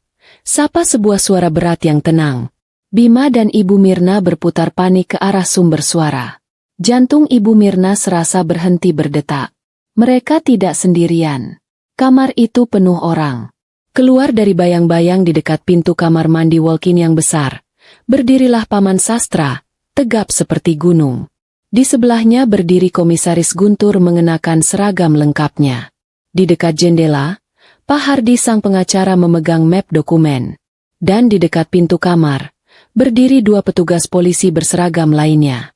Mereka telah masuk diam-diam, bersembunyi di dalam kamar mandi dan ruang ganti, menunggu dalam kegelapan. Mereka menunggu Bima dan Ibu Mirna masuk, mengunci diri mereka sendiri di dalam tempat kejadian perkara. Ini jebakan. Ini jebakan yang sempurna. Apa-apaan ini? Teriak Bima. Suaranya pecah antara tangis dan amarah. Ini rumahku, Bima. Rumah yang kau coba jadikan makamku. Kataku, suaraku serak, tapi setiap kata terdengar jelas. Tatapan Ibu Mirna terkunci padaku. Dia menunjukku dengan jari gemetar. Wajahnya berubah dari pucat pasi menjadi merah padam karena amarah yang tak terkendali. Logikanya hancur. Tidak, tidak mungkin, jerit Ibu Mirna. Suaranya melengking tinggi memenuhi ruangan. Kau seharusnya sudah mati. Kami. Kau tidak mungkin hidup. Racunnya. Keheningan total menyergap ruangan itu. Hanya terdengar suara napas Ibu Mirna yang terengah-engah. Dia telah mengatakannya. Di depan komisaris polisi. Di depan pengacara. Di depan para saksi. Pak Hardi, sang pengacara, menekan tombol pada alat perekam digital kecil di tangannya. Sudah direkam. Pengakuan penuh di tempat kejadian. Katanya datar. Wajah Ibu Mirna runtuh seketika. Kesadaran atas apa yang baru saja ia ucapkan menghantamnya seperti palu godam. Tatapannya kosong, menatap botol racun yang kini ia akui secara tidak sengaja. Tidak, tidak, aku tidak. Anda bilang racunnya. Pekiknya lagi. Kali ini lebih lemah. Suaranya dipenuhi keputusasaan yang nyata. Ini semua jebakan. Wanita ular itu, dia pura-pura sakit. Maya hampir mati. Mirna. Paman Sastra akhirnya angkat bicara. Suaranya menggelegar. Jika bukan karena penawar yang disiapkan ayahnya, dia akan mati di lantai ini, dan kalian berdua akan menari-nari di atas kuburnya. Komisaris Guntur melangkah maju. Wajahnya tegas dan tanpa belas kasihan. Ibu Mirna, Saudara Bima, Anda berdua ditahan atas dugaan percobaan pembunuhan berencana dan konspirasi. Bima, yang sejak tadi terdiam di lantai, akhirnya hancur. Dia tidak sekuat ibunya. Dia menundukkan kepalanya dan mulai menangis. Tangisan yang nyata. Tangisan seorang pengecut yang tertangkap basah. Bukan aku. Ibu. Ini semua rencana ibu. Aku tidak mau. Ibu memaksaku. Luna, aku hanya ingin bayar utang. Diam, anak bodoh. Bentak Ibu Mirna, menampar putranya sendiri. Amarahnya meledak bukan karena tertangkap, melainkan karena pengkhianatan Bima yang menyebut nama Luna. Cukup, kata Komisaris Guntur tegas. Dia memberi isyarat kepada Dokter Karina, ahli toksikologi. Dokter Karina melangkah maju, membawa sebuah kantong barang bukti yang disegel. Kami juga ingin tahu tentang racun ini, kata Dokter Karina, menunjuk ke arah Ibu Mirna. Ini adalah botol kaca kecil yang kami temukan di tempat sampah Anda tadi malam, Ibu Mirna. Dan ini adalah sisa teh herbal yang Anda buatkan untuk Maya. Analisis awal kami menunjukkan keduanya mengandung ekstrak tanaman pelumpuh dalam dosis tinggi. Sangat cocok dengan gejala yang dideskripsikan. Semua warna hilang dari wajah Ibu Mirna. Dia gemetar hebat, menatap botol itu, lalu ke polisi. Semua jalur pelarian telah dipotong. Petugas polisi maju, mengeluarkan borgol. Saat logam dingin itu menyentuh pergelangan tangan Ibu Mirna, histerianya meledak. Dia meronta, menjerit, dan mengumpat. Bima hanya pasrah. Tubuhnya lemah seperti boneka kain saat diborgol. Aku melihat semua itu dari lantai. Aku melihat suamiku dan ibu mertuaku, dua orang yang paling aku percayai, kini digiring keluar dari kamarku sebagai penjahat. Aku tidak merasa menang. Aku hanya merasa bebas. Tepat ketika kedua penjahat itu digiring ke pintu, Paman Sastra memberi isyarat kecil ke arah loteng. Terdengar suara gesekan pelan dari atas langit-langit. Lalu tangga lipat diturunkan dari lubang ventilasi. Dari kegelapan loteng, perlahan muncul sosok yang penuh debu dan sarang laba-laba. Itu adalah Arka. Wajahnya kuyu karena kurang tidur dan tegang, tapi matanya bersinar lega saat melihatku duduk di lantai. "Ibu!"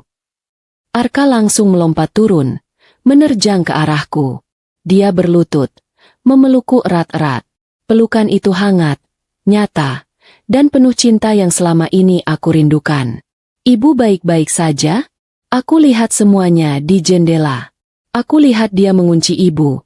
Lalu aku dengar mereka bicara di balkon. "Arka!" bisikku. Air mata akhirnya mengalir. Bukan lagi air mata sakit, tapi air mata syukur. Kamu yang menyelamatkan ibu." Paman Sastra tersenyum tipis. "Bukan aku, Maya. Arka yang menyelamatkanmu. Dia yang memberi kami bukti tak terbantahkan. Dia merekam semua rencana mereka dari loteng. Termasuk pengakuan Bima tentang Luna dan rencana kaburnya." Arka mengeluarkan kamera kecil dari saku jaketnya yang kotor dan menyerahkannya kepada Pak Hardi. "Ini, Pak, rekaman percakapan di balkon. Pengkhianatan ganda." Pak Hardi tersenyum puas, memegang barang bukti itu seperti harta karun. "Sempurna. Ini memastikan tidak ada celah bagi pengacara mereka untuk berargumen. Tidak ada duka palsu, hanya serangkaian kebohongan dan pengkhianatan yang berujung pada percobaan pembunuhan." Bima, yang baru saja diborgol di lorong, mendengar nama Luna dan kata, "pengkhianatan ganda." Dia menoleh. Matanya nanar melihat Arka. Bima tidak pernah tahu Arka pulang. Dia tidak pernah tahu ada kamera di loteng. Wajahnya yang sudah pucat semakin memutih. Dia melihat Arka, lalu melihat Ibu Mirna yang sedang ditarik paksa menuruni tangga. Mereka bukan hanya kalah olehku, mereka dikalahkan oleh keserakahan mereka sendiri dan oleh anak yang mereka abaikan. Paman Sastra berlutut di sampingku, meletakkan selimut hangat di bahuku yang gemetar. "Sudah berakhir, Maya. Sudah selesai." Aku mengangguk, menyandarkan kepala ke bahu Arka yang berdebu. Kehadiran putraku, yang menyelinap pulang untuk mengerjaiku tetapi justru menyelamatkanku, adalah keajaiban yang lebih besar daripada penawar racun ayah. Setelah Bima dan Ibu Mirna digiring pergi, villa itu terasa sunyi senyap. Keheningan yang ditinggalkan terasa lebih berat daripada kebisingan sebelumnya. Dokter Karina dengan sigap menuntunku ke sofa besar di ruang tamu. "Duduk di sini, Maya. Anda harus minum ini," katanya lembut, menyodorkan sebotol air mineral dan beberapa tablet elektrolit. "Penawar itu sudah bekerja, tapi tubuh Anda mengalami dehidrasi parah. Kita harus memulihkan cairan Anda perlahan." Aku meminum air itu dalam tegukan kecil. Rasa air segar yang mengalir di tenggorokanku yang kering adalah sensasi paling nikmat yang pernah aku rasakan. Paman Sastra berdiri di dekat jendela, menatap keluar, tempat mobil polisi terakhir baru saja menghilang. Bagaimana Paman tahu harus datang?" bisikku. "Ayahmu, Maya. Semua ini karena ayahmu. Dia mungkin terlihat seperti pengusaha biasa, tapi dia orang yang sangat teliti, dan terus terang, sedikit paranoid." Paman Sastra menjelaskan, wajahnya yang tegas melembut saat menatapku. Paman Sastra menjelaskan bagaimana timnya memantau Bima sejak lama. Mereka tahu Bima terlilit utang judi. Mereka tahu tentang pemecatan dokter keluarga. Mereka tahu tentang dokter gadungan yang dibawa masuk. Kecurigaan kami memuncak 3 minggu lalu. Saat itulah kami tahu mereka merencanakan sesuatu yang jahat. Kami sudah terlambat 1 hari saat mereka memberimu dosis pertama yang membuatmu kolaps. Kami tidak bisa mendobrak. Kami harus menunggu panggilanmu. Sinyal darurat dari kotak ayahmu. Arka menyela. Wajahnya masih penuh debu tapi matanya berbinar. "Dan aku, Paman, aku adalah kejutan ayah untuk skenario, semua orang sudah menyerah." "Tepat," kata Paman Sastra, menepuk bahu Arka dengan bangga. "Ayahmu selalu punya rencana cadangan dalam rencana cadangan." "Ada satu hal lagi yang harus aku ketahui." Pak Hardi, sang pengacara berwajah dingin, duduk di seberangku, membuka koper kulitnya, dan mengeluarkan sebuah map tebal bersampul biru tua. Itu adalah saat untuk mengungkapkan kartu as yang paling menghancurkan bagi Bima dan Ibu Mirna. Di hadapanku kini tergeletak surat wasiat asli ayahku. Dokumen yang belum pernah dilihat Bima atau Ibu Mirna. Mereka hanya melihat puncak gunung es, tergila-gila pada harta yang terlihat. Villa ini, perusahaan lokal, dan beberapa rekening bank domestik. Mereka mengira mereka akan menguasai semua kekayaan ayah begitu aku meninggal. Mereka salah besar. Pak Hardi, sang pengacara, menatapku dengan serius.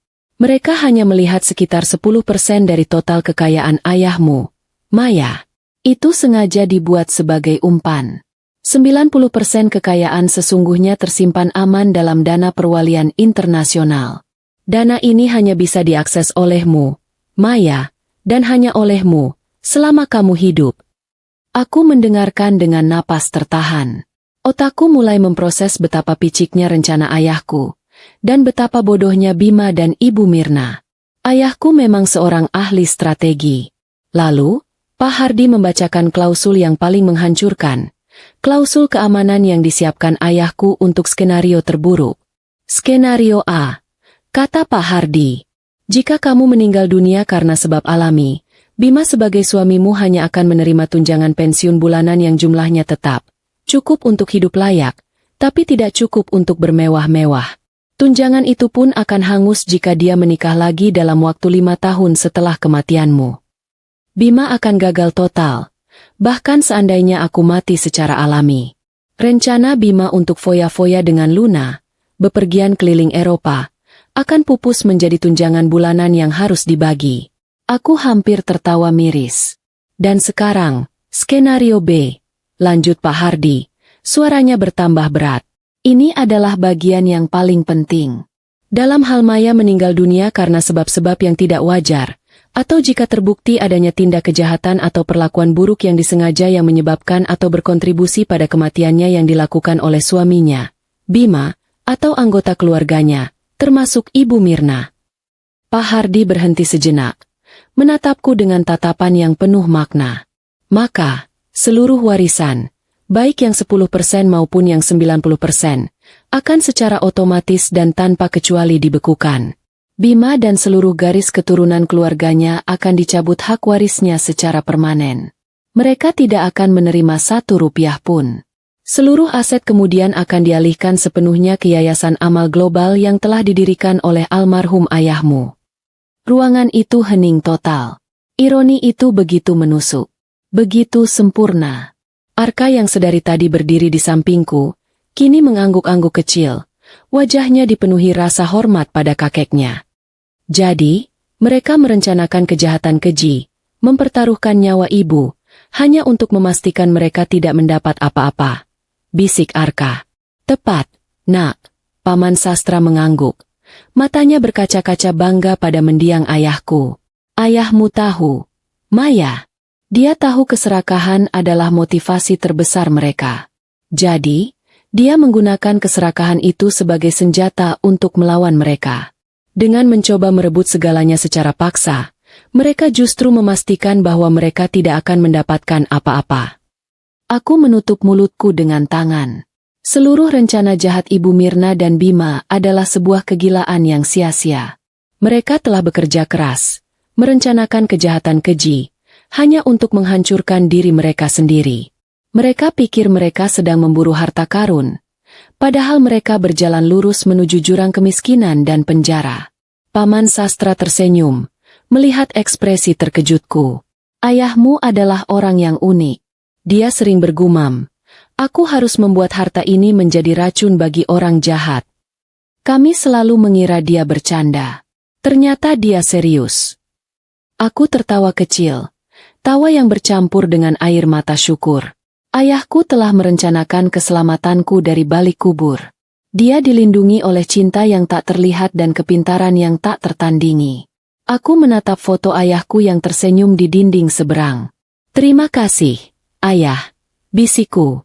Misteri warisan itu kini terungkap. Itu bukanlah tentang uang. Itu adalah tentang cinta abadi seorang ayah, dan keyakinannya bahwa kebaikan harus menang. Tiba-tiba, Arka menguap lebar, membuat suara nguh yang sangat panjang. Itu memecah keheningan yang mencekam dan penuh emosi itu. "Maaf, Bu, Paman, Pak Hardi," kata Arka. Matanya setengah terpejam. Drama dan pengkhianatan ini memang bagus. Tapi debu loteng tadi malah membuatku sangat lelah. Aku butuh kopi dan, mungkin, mandi air panas selama seminggu. Semua orang tertawa kecil. Jeda humor itu berhasil, seperti yang ayahku rencanakan, memecah kebekuan. Ketegangan yang mencekik karena pengungkapan wasiat akhirnya melonggar. "Baiklah, Nak," kata Paman Sastra sambil menggelengkan kepala. "Pergilah mandi. Dan Maya, kamu juga harus beristirahat. Sisanya, biar Pak Hardi dan tim yang urus. Bagian terburuk sudah selesai." Aku mengangguk.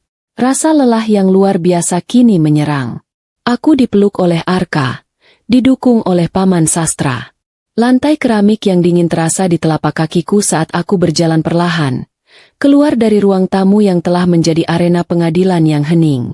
Aku melangkah menuju kamar mandi, bukan kamar tidurnya yang terkunci. Aku tahu, kamar itu akan segera disegel sebagai tempat kejadian perkara. Saat ini, yang aku butuhkan hanyalah membersihkan diriku dari jejak racun, dari jejak pengkhianatan, dan dari debu loteng yang dibawa Arka. Aku sudah bebas.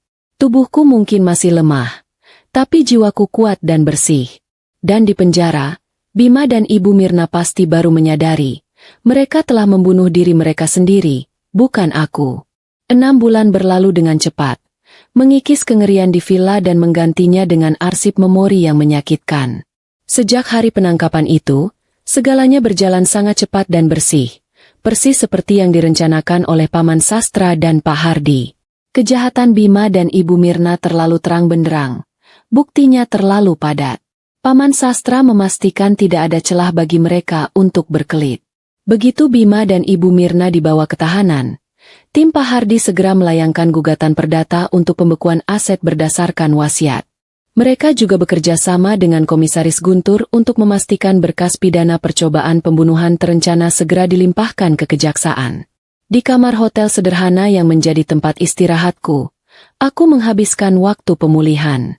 Dokter Karina secara berkala memeriksa kondisiku, memastikan semua racun telah sepenuhnya hilang dari sistem sarafku. Setiap hari, Arka menjagaku dengan penuh perhatian, seolah ia takut jika ia berkedip, aku akan menghilang lagi. "Bu, Ibu tahu Ibu Mirna menyewa pengacara hebat, kan?" tanya Arka suatu sore, sambil menyuapiku bubur. Pengacaranya mencoba berdalih bahwa pengakuan racunnya itu didapat di bawah tekanan mental, dan video Bima dengan Luna itu hanya drama pertengkaran suami istri biasa. Aku tersenyum tipis. Mereka bisa mencoba, tapi mereka lupa. "Nak, kita punya bukti yang tidak bisa dibantah." Arka mengangguk, matanya bersinar jahil. "Tentu, kami punya suara jeritan histeris dari loteng yang membuktikan Bima tidak hanya selingkuh, tapi juga mau menjual kalung nenek hanya untuk foya-foya. Itu bukti niat buruk, bukan cuma pertengkaran biasa." Bukti yang paling menghancurkan adalah gabungan antara pengakuan Mirna di depan polisi dan rekaman Arka di loteng. Tim jaksa penuntut umum menghadirkan bukti yang tak terbantahkan. Pertama, rekaman audio pengakuan histeris Ibu Mirna yang mengatakan, "Kau seharusnya sudah mati, racunnya." Suara itu menggelegar di ruang sidang saat persidangan dimulai, membuat semua orang berdiri. Kedua, kesaksian Dokter Karina dan bukti fisik botol racun serta sisa teh herbal. Analisis laboratorium membuktikan racun itu adalah campuran mematikan yang diracik khusus untuk melumpuhkan sistem saraf secara perlahan. Ketiga, kesaksian dari dokter gadungan, Ferry, pria yang menjual racun itu, berhasil ditangkap oleh tim Paman Sastra saat mencoba melarikan diri ke luar negeri. Untuk meringankan hukumannya, ia bersaksi melawan Ibu Mirna, membeberkan detail pesanan dan pembayaran yang dilakukan. Keempat, yang paling mematikan bagi Bima, adalah rekaman teleponnya dengan Luna. Jaksa memutar percakapan di mana Bima menjanjikan kalung berlian dan liburan keliling Eropa setelah aku pergi. Luna sendiri, wanita simpanannya, telah menghilang tanpa jejak begitu skandal ini meledak, meninggalkannya sendirian menanggung akibatnya. Persidangan itu juga mengungkap bagaimana Bima dan Ibu Mirna saling mengkhianati. Pengacara Bima berusaha melimpahkan semua kesalahan kepada Ibu Mirna, menggambarkannya sebagai ibu dominan yang jahat. Sebaliknya, pengacara Ibu Mirna menggambarkan Bima sebagai penjudi putus asa yang akan melakukan apa saja demi uang, termasuk memanipulasi ibunya sendiri. Taktik saling menyalahkan itu hanya membuat hakim dan juri semakin muak. Sementara proses hukum berjalan, Bima dan Ibu Mirna merasakan bayangan karma yang cepat menghimpit. Di balik jeruji besi, mereka mulai saling menyalahkan dengan gila-gilaan, jauh dari kemewahan dan topeng duka. Ibu Mirna, yang dulu selalu tampil glamor dengan perhiasan mencolok, kini terlihat kuyu dan tua. Rambutnya yang biasanya disasak tinggi kini lepek dan menipis. Dia menghabiskan hari-harinya di Binatu penjara, mencuci pakaian narapidana lain. Dia menjadi sosok yang pahit, selalu bergumam sendiri, menyalahkan aku, menyalahkan Bima, menyalahkan hakim, menyalahkan takdir. Dia tidak pernah menyalahkan dirinya sendiri. Bima, di selnya yang sempit, terlihat lebih hancur lagi. Dia kurus kering, matanya cekung, dan tatapannya kosong. Dia terlihat seperti pria yang telah kehilangan segalanya, bahkan jiwanya. Dia miskin, sendirian, dan terlupakan. Luna tidak pernah mengunjunginya. Harta yang ia impikan, liburan yang ia janjikan, semuanya lenyap seperti asap. Dia terjebak dalam kemiskinan dan penyesalan abadi. Paman Sastra, yang datang mengunjungiku membawa berkas-berkas, selalu memberiku perkembangan ini dengan nada datar. Mereka sudah mendapatkan apa yang mereka tanam, Maya. Harta yang mereka incar kini disita oleh negara, menunggu dialihkan ke yayasan amal ayahmu. Aku mendengarkan berita itu tanpa rasa dendam, tapi juga tanpa belas kasihan. Aku hanya melihat orang asing yang telah membuat pilihan buruk yang menghancurkan hidup mereka sendiri.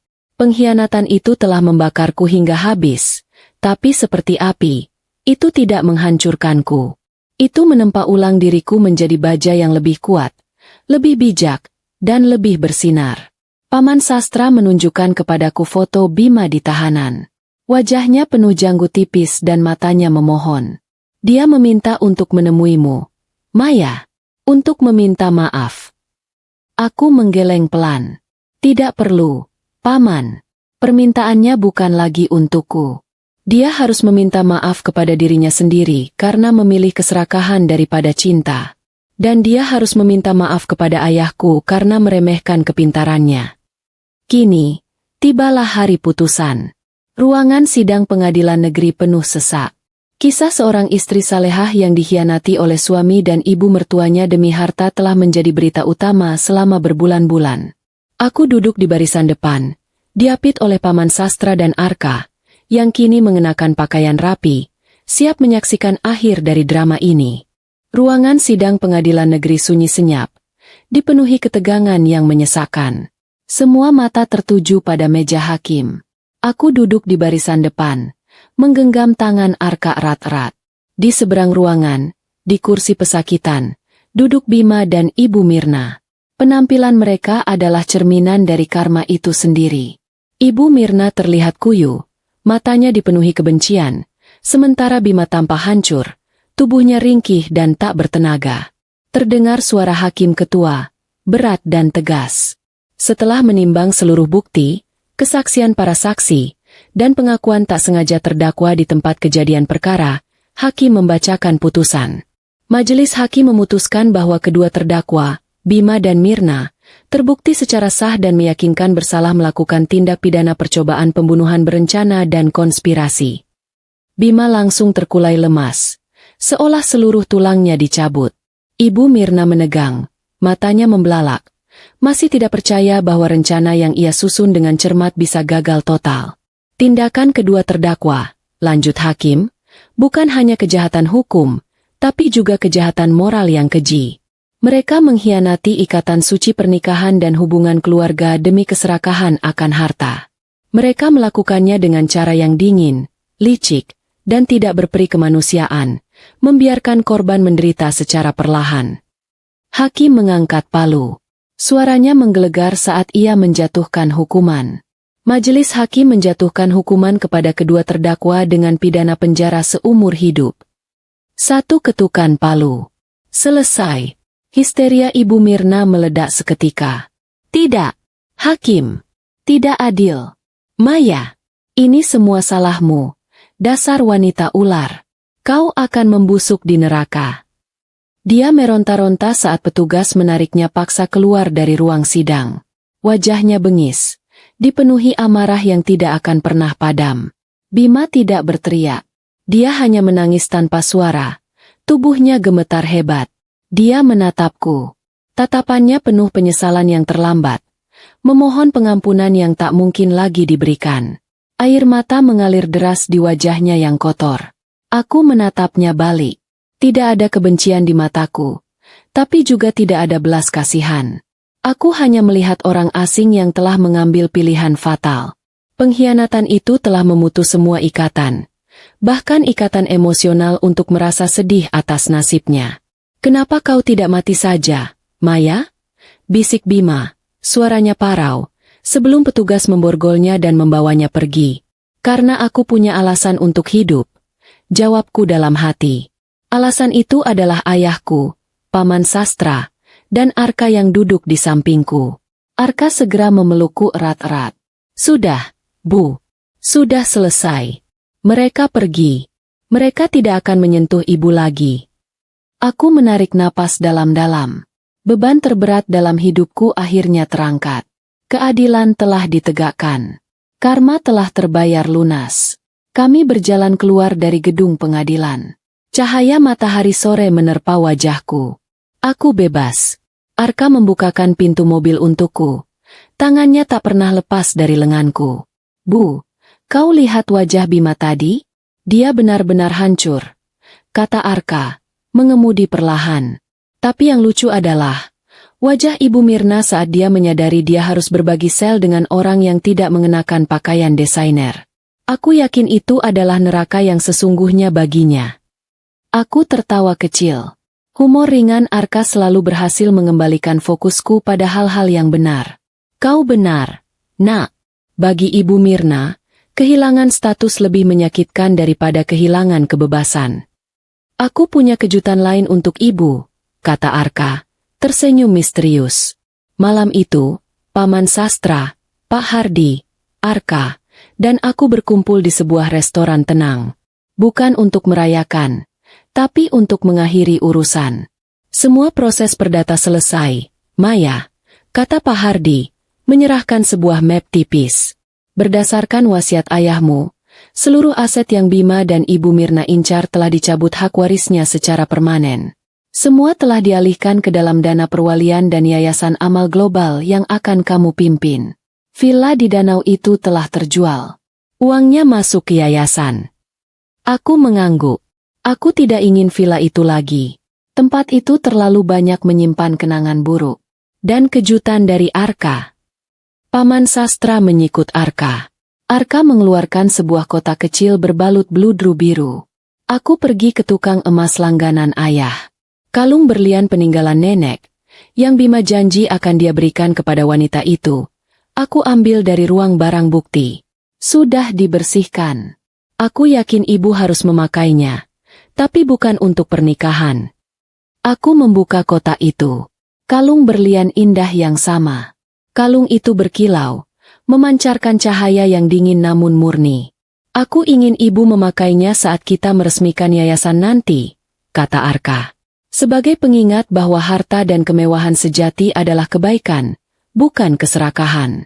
Dan bahwa kebaikan selalu bersinar lebih terang daripada racun. Air mataku kembali mengalir. Tapi kali ini adalah air mata penerimaan dan harapan. Aku memeluk Arka, lalu memeluk Paman Sastra. Mereka adalah pahlawan tanpa tanda jasa dalam kisahku. Terima kasih, Paman, Nak. Kalian telah memberiku lebih dari harta. Kalian memberiku kesempatan kedua. Bisikku, keadilan telah ditegakkan. Harta yang hampir menghancurkanku kini berada di tangan yang tepat. Aku tidak lagi hanya menjadi ahli waris. Aku telah menjadi seorang pemimpin, Seorang pengelola takdirku sendiri. 1 tahun kemudian, pemandangannya sangat berbeda, cerah, dan penuh makna. Aku berdiri di atas panggung kecil di halaman sebuah bangunan baru yang cerah dan bersih. Udara pagi terasa sejuk, bukan lagi pengap seperti di kamar yang terkunci itu. Inilah Rumah Harapan. Sebuah yayasan amal yang aku dirikan, terdiri dari klinik kesehatan gratis dan sekolah kecil untuk anak-anak jalanan. Villa mewah yang penuh kenangan buruk itu telah lama terjual, dan dananya telah menjadi pondasi kokoh untuk tempat ini. Aku kini tinggal di rumah yang lebih sederhana, jauh dari danau terpencil, tetapi jauh lebih damai dan ramai oleh tawa anak-anak. Aku telah mengambil alih kendali penuh atas dana perwalian 90% peninggalan ayahku, bersama Paman Sastra sebagai penasihat utamaku. Aku tidak lagi hanya menjadi ahli waris. Aku telah menjadi seorang pemimpin. Kekayaan yang hampir menghancurkanku kini disalurkan menjadi sesuatu yang bermanfaat bagi ribuan orang. Di leherku, melingkar kalung berlian peninggalan nenek. Kalung itu bersinar di bawah cahaya matahari, bukan sebagai simbol kemewahan, tetapi sebagai pengingat abadi akan kebaikan yang harus menang melawan keserakahan. Aku mengenakan gamis dan hijab berwarna biru muda yang tenang, senyumku tulus. Di sampingku, Arka berdiri tegak, mengenakan kemeja rapi. Dia kini menjadi manajer operasional yayasan, meninggalkan pekerjaan lamanya di kota besar. Matanya penuh semangat, selalu siaga. Dia sesekali berbisik, "Bu, ini ada anak yang ingin bertanya tentang robot mainan yang kau janjikan." Mengingatkanku untuk selalu menyeimbangkan pekerjaan besar dengan kebahagiaan kecil. Aku mulai berpidato. Suaraku kini penuh percaya diri, ditempa oleh penderitaan. "Rumah harapan ini," kataku, melihat ke arah anak-anak yang duduk rapi di depanku, dibangun di atas keyakinan bahwa setiap orang berhak atas kesempatan kedua. Bahwa dari kegelapan tergelap sekalipun, cahaya bisa muncul. Saat aku berbicara, ingatanku melayang sejenak ke masa lalu, membandingkan betapa kontrasnya nasibku dengan nasib kedua orang yang pernah aku cintai. Di tempat lain, jauh di balik jeruji besi, karma berjalan tanpa henti, dingin, dan kejam. Ibu Mirna menghabiskan hari-harinya di binatu penjara, mencuci pakaian narapidana lain. Dia yang terbiasa dengan pelayanan dan kemewahan kini harus berendam dalam air sabun kotor dan bau. Dia selalu menyendiri, sosok yang pahit, dihindari semua orang. Dia terus-menerus bergumam sendiri, mengumpat takdir, menyalahkan aku, menyalahkan Bima, menyalahkan hakim. Dia tidak pernah menyalahkan dirinya sendiri. Suatu hari, Paman Sastra memutuskan untuk mengunjungiku di yayasan. Setelah mengobrol sebentar mengenai perluasan klinik, Paman Sastra berbagi cerita tentang kunjungannya ke penjara beberapa minggu lalu. Ibu Mirna semakin terpuruk. "Maya," kata Paman Sastra, nadanya datar. Dia tidak bisa menerima kenyataan bahwa putranya sendiri, Bima, kini ditempatkan di sel yang terpisah, di blok isolasi khusus. Perpisahan itu adalah hukuman terberat baginya. Dia ingin terus mengendalikan Bima, bahkan di dalam penjara. Paman Sastra melanjutkan cerita tentang Bima. Bima menghabiskan waktunya menatap dinding kusam selnya yang sempit. Dia miskin, sendirian, dan terlupakan. Luna, kekasih gelapnya, tidak pernah muncul. Harta yang ia impikan lenyap seperti asap. Yang paling ironis, Bima kini bekerja di bengkel kerja penjara, memperbaiki perkakas dan alat sederhana. Dulu, ia menghabiskan uangnya untuk membeli mobil mewah dan gadget canggih yang selalu rusak karena kecerobohannya. Sekarang, ia harus bekerja keras dengan tangannya sendiri, menghasilkan upah yang hanya cukup untuk membeli sabun mandi murah. Paman Sastra tersenyum tipis. Dia terjebak dalam kemiskinan dan penyesalan abadi, neraka yang ia ciptakan sendiri.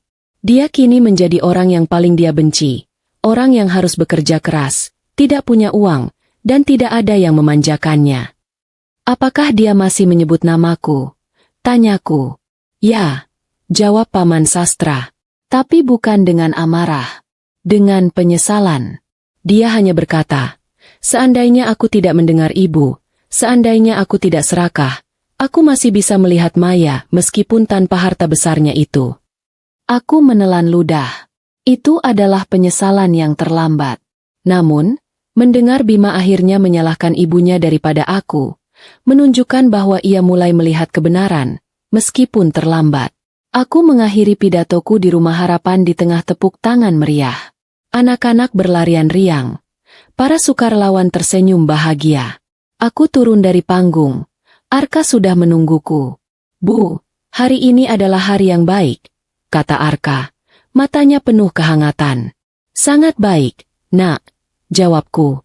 Ayahmu pasti senang melihat yayasan ini, kan? Paman Sastra mendekat. Dia membenarkan kerah kemejanya. Ayahmu tidak hanya senang, Maya. Dia sangat bangga. Kamu telah membuktikan bahwa harta itu memang racun. Tapi kamu berhasil mengubah racun itu menjadi penawar bagi banyak orang. Paman Sastra kemudian menceritakan detail terakhir yang ia simpan. Setelah putusan pengadilan, Paman Sastra pernah menemui Bima di selnya. Paman Sastra menyerahkan sebuah surat. Itu adalah surat dariku. Bukan surat pengampunan, melainkan surat cerai. Aku tidak menulis surat kebencian, Paman, kataku. Aku hanya menuliskan kalimat. Aku memaafkanmu, Bima. Semoga kamu menemukan kedamaian yang sejati di balik jeruji besi, kedamaian yang tidak bisa dibeli oleh harta. Paman Sastra melanjutkan. Bima membaca surat itu, lalu menangis terseduh-seduh. Itu adalah tangisan yang lebih dalam daripada tangisan di ruang sidang. Itu adalah tangisan penerimaan. Bima tidak lagi meminta pengampunan darimu, Maya, kata Paman Sastra. Dia hanya meminta maaf kepada ayahmu, karena merusak semua yang telah dia bangun. Dia tahu, dia sendiri yang mengunci gerbang surga yang diberikan ayahmu. Aku tersenyum. Itu adalah penutup yang aku butuhkan. Tidak ada dendam, hanya keadilan. Aku menatap kalung berlian di leherku. Kalung itu bukan lagi simbol harga diri yang dicuri, melainkan simbol kekuatan yang ditemukan. Aku tidak lagi terikat pada masa lalu. Pengkhianatan itu telah membakarku hingga habis, tetapi seperti api, ia telah menempa ulang diriku menjadi baja yang lebih kuat, lebih bijak, dan lebih bersinar. Keadilan telah ditegakkan. Karma telah dibayar lunas. Dan di dalam diri Arka, aku melihat cerminan terbaik dari diriku dan ayahku. Kami, ibu dan anak, berjalan beriringan melintasi halaman Rumah Harapan yang cerah, bersiap untuk menjalani babak baru yang penuh harapan dan kebaikan.